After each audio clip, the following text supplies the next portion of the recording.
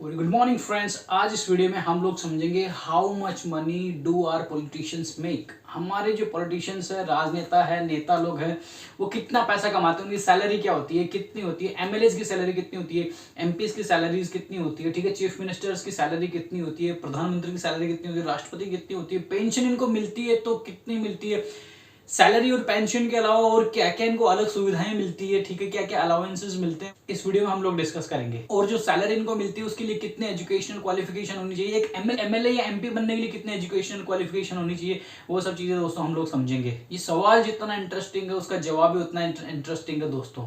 सी friends, democracy से पहले भारत एक मल्टी स्टोरी बिल्डिंग के जैसे था, ठीक है। ऊंची जाति के लोग ऊंचे खांचे में रहते थे, मिडिल क्लास लोग बीच वाले खांचों में रहते थे, मतलब मंजिलों में रहते थे, और नीची जाति के लोग नीचे वाले मंजिलों में रहते थे।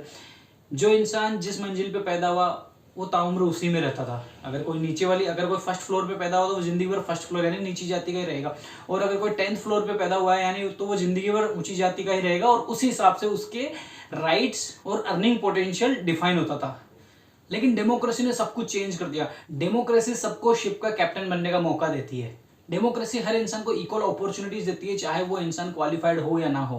फ्रेंड्स, आपको क्या लगता है एक एमएलए बनने के लिए क्या एजुकेशनल क्वालिफिकेशंस होती होगी? क्या वो ग्रेजुएट होना चाहिए? नहीं। क्या वो 12th पास होना चाहिए? नहीं। क्या वो 10th पास होना चाहिए? नहीं। क्या वो 5th 8th पास होना चाहिए? नहीं। या बोले तो इंडिया में अगर अनपढ़ इंसान भी है तो भी वो एमएलए बन सकता है, ठीक है दोस्तों। तो ये चीज उस जमाने के हिसाब से ठीक हुआ करती थी जब देश आजाद होता 1947 में। तब क्या था कि लिटरेसी रेट इंडिया में 18% ही थी, तो ये रूल तब बना था कि एमएलए बनने के लिए आपको पढ़ाई लिखाई की जरूरत नहीं है। लेकिन अभी जाके जब लिटरेसी रेट 74% हो चुकी थी, कम से कम अब जाके तो ये रूल चेंज होना चाहिए। सी फ्रेंड्स, पॉलिटिशियंस की कमाई देखने से पहले सबसे पहले हम लोग डेमोक्रेसी या सिविक्स के बारे में कुछ जान लेते हैं। दो टाइप होते हैं डेमोक्रेसी के। There are two types of democracies in this, direct democracy and the indirect democracy. अब डायरेक्ट डेमोक्रेसी क्या होती है और इनडायरेक्ट डेमोक्रेसी क्या होती है, इसके बारे में थोड़ा बहुत मैं बता देता हूँ। डायरेक्ट डेमोक्रेसी में लोग क्या होते हैं कि डायरेक्ट अपना हेड ऑफ द स्टेट को चुनते हैं, for example Switzerland. And second type होता है इनडायरेक्ट डेमोक्रेसी, जहां लोग अपने पार्लियामेंट्री रिप्रेजेंटेटिव को चुनते हैं और वो सारे पार्लियामेंट्री रिप्रेजेंटेटिव होके हेड ऑफ द स्टेट को चुनते हैं। And now let's talk about the salaries of MLAs, MPs, prime ministers, presidents of India. पहले मुझे लगा था कि इन लोगों की सैलरी डिसाइड करते हुए कोई लॉजिक होता होगा कि ठीक है, कोई ज्यादा काम कर रहा था तो उसकी ज्यादा सैलरी होती है, ज्यादा मंत्रालय संभाल रहा है, ज्यादा बड़ी कॉन्स्टिट्यूएंसी का वो नेता है तो उसको शायद ज्यादा सैलरी मिलती होगी। लेकिन यहाँ पे कोई लॉजिक नहीं था, कोई इलॉजिकल तरीके से सैलरी इनकी डिफाइन करी गई है। सी, हर राज्य के एमएलए की सैलरी अलग अलग होती है, और इस सैलरी में भी अलग अलग कंपोनेंट होते हैं। बेसिक होती है, बेसिक के अलावा फिर अलाउंसेज होते हैं। सी, बेसिक सैलरी के बाद में होते हैं कॉन्स्टिट्यूएंसी अलाउंस। कॉन्स्टिट्यूएंसी बोलते हैं दोस्तों उस एरिया को जहां का वो एमएलए है, ठीक है, तो वहां कॉन्स्टिट्यूएंसी अलाउंस मिलता है। नाउ दोस्तों, उस एरिया में एमएलए को कई बार आना या जाना पड़ता है, तो वहां पे कन्वेंस अलाउंस होता है, प्लस टेलीफोन अलाउंस दिया जाता है। और अगली चीज, एमएलए को अकेला तो काम करता नहीं, वो अकेला संभाल भी नहीं सकता इतने सारे काम, तो उसके सेक्रेटरीज होते हैं, तो उनके भी अलाउंसेस होते हैं। तो इस तरह से एमएलए को बेसिक सैलरी के अलावा बहुत सारे अलाउंसेस मिला के एक अच्छा खासा पैकेज बन जाता है। कुछ समय पहले दिल्ली के एमएलए की सैलरी बढ़ी थी, पहले वो 90,000 हुआ करती थी, फिर वो बढ़ के 1,30,000 हुई। तो इस तरह से ये बढ़ती रही है टाइम टू टाइम। प्लस हर एमएलए को एक साल में अपनी फैमिली ट्रिप के लिए 1 लाख रुपए अलग से मिलता है घूमने जाने के लिए। यहाँ पर दोस्तों मैं बता देना चाहता हूँ टॉप 10 स्टेट्स जहां पर एमएलए की सैलरी सबसे ज्यादा होती है, ठीक है। नंबर 1 पे यहाँ पर तेलंगाना, जहां पर एक एमएलए की मंथली सैलरी होती है 3.25 लाख, 2,75,000 रुपए। फिर आता है महाराष्ट्र, 2,30,000 रुपए। फिर आता है कर्नाटका, 2,05,000 रुपए। फिर झारखंड की भी 2,05,000 रुपए। फिर मेघालय आता है 2,02,000 रुपए पर मंथ एक एमएलए की सैलरी। फिर आता है यूपी, 1,87,000 रुपए पर मंथ। फिर आता है गोवा, 1,70,000 पर मंथ। फिर आता है हरियाणा, 1,50,000। मिजोरम की भी 1,50,000 है। और उत्तराखंड के एमएलए की सैलरी भी 1.5 लाख रुपए पर मंथ है। हिमाचल प्रदेश की थोड़ी कम है, जहां पर 1,35,000 रुपए मिलते हैं एक एमएलए को एक महीने की सैलरी के रूप में। आंध्र प्रदेश के एमएलए को मिलते हैं 1.25 लाख रुपए, 1,25,000। और फिर आता है अपना गुजरात के मिलते हैं 1,16,000 रुपए पर मंथ पर एमएलए। अब दोस्तों बात करते हैं हमारे सांसदों की सैलरी, एमपीज की सैलरी, मेंबर ऑफ पार्लियामेंट्स की सैलरीज के बारे में। देखिए, इनकी बेसिक सैलरी पहले 1 लाख रुपए हुआ करती थी, और 1 लाख रुपए के ऊपर कई सारे अलाउंसेस हुआ करते थे। और ये सारे बेनिफिट्स और अलाउंसेस मिला के एक एमपी पे हम लोग 2,96,000 रुपए खर्च करते थे। ऑलमोस्ट 3 लाख रुपए पर मंथ एक एमपी पे खर्चा होता था। कोविड के टाइम पे एक ऑर्डिनेंस पास करके 1 साल के लिए इस अमाउंट को 2,31,000 रुपए कर दिया गया था। हर एमपी को रहने के लिए एक रेंट फ्री घर मिलता है, एक शॉफर ड्रिवन गाड़ी मिलती है। शॉफर का मतलब होता है ड्राइवर कम सर्वेंट। एक इंसान, ऐसा इंसान जो आपका ड्राइवर भी रहेगा और सर्वेंट भी रहेगा। मेडिकल ट्रीटमेंट का खर्चा भी सरकार उठाती है।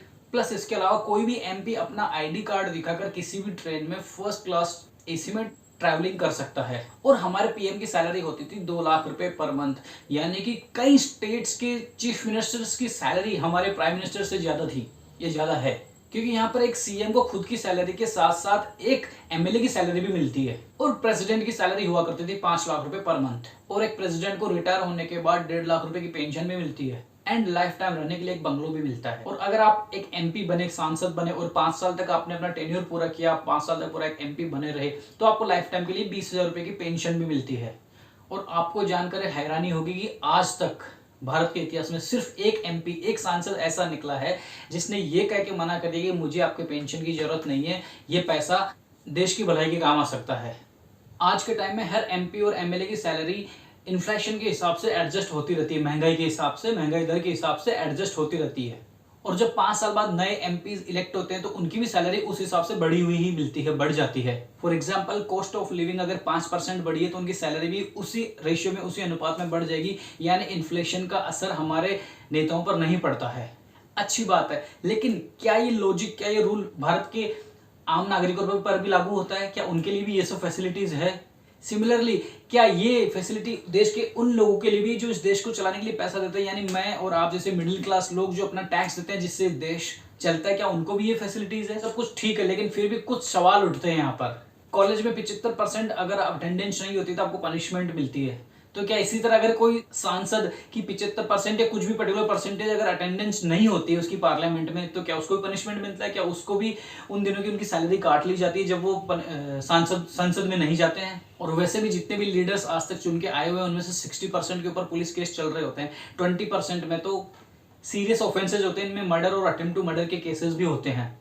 सोचिए, अगर आप एक प्राइवेट कंपनी में काम कर रहे होते और आपके ऊपर ये सब अटेम्प्ट्स लगे होते तो क्या आपको जॉब मिलती, या आपको जॉब में रहने दिया जाता? नहीं, आपको हटा दिया जाता या आपको वो जॉब नहीं मिलती। हमारे कॉन्स्टिट्यूशन में आर्टिकल 102 102 में मेंशन है क्या चीज? वो सब क्राइटेरिया जिसके थ्रू किसी भी एमपी या सांसद को डिस्क्वालीफाई किया जा सकता है। लेकिन उसमें एक चीज ऐड नहीं करी हुई, वो है ये पुलिस केस या लीगल एक्शंस वाली। जिनके ऊपर ऑलरेडी पुलिस केस चल रहे हैं उनको आप डिस्क्वालीफाई नहीं कर सकते। बस ये चीज भी उसमें जोड़नी जरूरी है। जैसे 5 साल बाद कॉस्ट ऑफ लिविंग के हिसाब से जैसे एमपीज की सैलरी बढ़ जाती है, वैसे ही कुछ सालों में टैक्स लिमिट ऑटोमेटिकली बढ़नी चाहिए जिससे टैक्स पेयर्स को कुछ राहत मिले। फॉर एग्जांपल, कुछ सालों पहले प्राइम मिनिस्टर मोदी ने एक मुहिम चलाई थी जिसमें उसने लोगों को बोला था कि आप अपनी इच्छा से जो गैस, एलपीजी गैस पर जो सब्सिडी मिलती है उसको छोड़ो। तो कितने ही लोगों ने, 10 करोड़ लोगों ने वो सब्सिडी छोड़ दी थी सिर्फ मोदी के कहने पे। तो ठीक है, इस टाइप की पहले काफी अच्छी पहल थी। तो at the same point of time I think ये ऑप्शंस एमपीज, एक्स प्रेसिडेंट्स के लिए भी होना चाहिए कि वो लोग ये बोल सके कि नहीं, हमें ये पेंशन नहीं चाहिए, ये पेंशन, सरकारी पेंशन देश के ही किसी काम आएगी। तो दोस्तों, आपका क्या सोचना है इस चीज के बारे में प्लीज कमेंट बॉक्स में जरूर बताइए। और कैसा लगा आपको ये वीडियो, इन्फॉर्मेशन कैसी लगी जो हमने, ये सिर्फ एक नॉलेज के लिए मैंने शेयर करी है। ये कोई नेगेटिव वीडियो नहीं था, सिर्फ अवेयरनेस पर्पज के लिए था। बिकॉज हमारा क्या होता है कि we don't care about these politics and politicians. तो ऐसा नहीं होना चाहिए, अपने को केयर करनी पड़ेगी, ठीक है? तो आपकी क्या व्यूज है, आपकी क्या राय है, प्लीज कमेंट बॉक्स में जरूर बताइए। एंड हाँ, प्लीज सब्सक्राइब जरूर कीजिए मेरा channel. Thank you very much.